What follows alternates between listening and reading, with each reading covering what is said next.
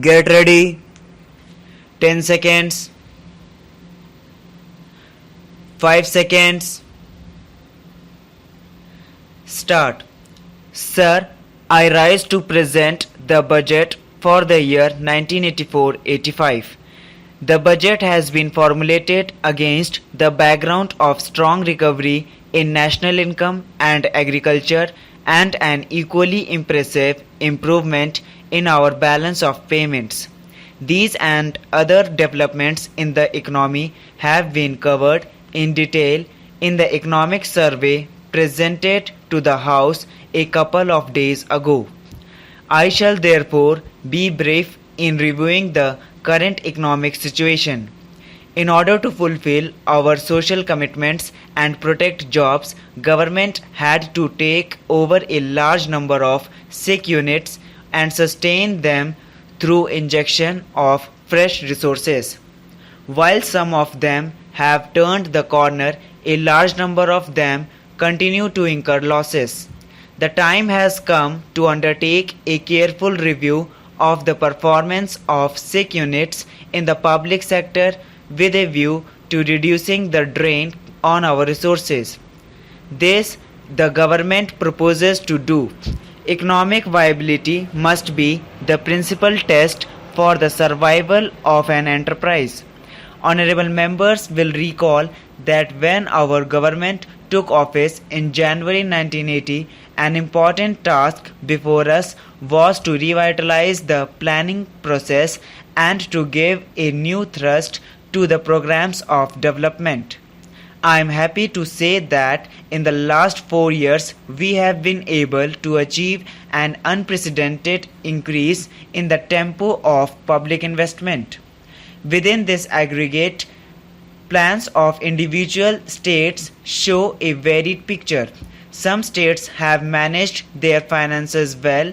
They have been able to raise additional resources and effectively utilize these to implement adequately sized plans, providing development and growth to their people. Unfortunately, some states, for reasons of their own, have used their resources for various other purposes. They have not invested their resources, including additional resources mobilized for development, and have also resorted to large overdrafts on the RBI. Unfortunately, despite these measures, some states continued to rely heavily on overdraft even after March 1982. Their proposed deficits at the end of March 1984 would have harshly affected the size of their plans if these deficits were adjusted against next year's plans as per normal practice. In considering the ways of overcoming this problem, I have found myself in a predicament. On the one hand, no finance minister of the country can remain unconcerned about the size of a state's plan. On the other hand, if assistance is extended to defaulting states, the well-managed states can legitimately complain that they have not got their just rewards from the center for their better performance. For those states which have managed their finances well, I am working out a suitable scheme to provide some additional assistance to them in 1984-85. This is only just and appropriate. Mr. Speaker, sir, I am sure that the House will agree with me that despite severe resources constraints of its own, the central government has done the maximum that it can to solve the state's problems. The rest, however, is up to them.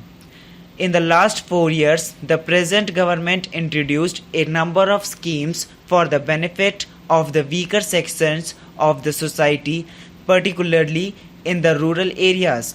These include the Integrated Rural Development Program, the National Rural Employment Program, and the 2 new programs announced by the Prime Minister on 15th August 1983, namely the Rural Landless Employment Guarantee Program, and the scheme for providing self-employment opportunities to the educated unemployed. Each of these programs is designed to create opportunities for employment and income generation for particular target groups while also creating productive assets.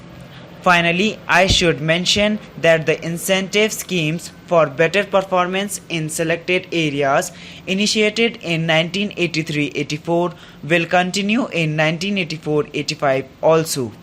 As the House is aware, these schemes are designed to improve the functioning of the electricity boards and provide further impetus to the programs for small and marginal farmers, rural water supply schemes, environmental improvement in urban slums, construction of field channels in command area development projects, and adult education for women and elementary education for girls.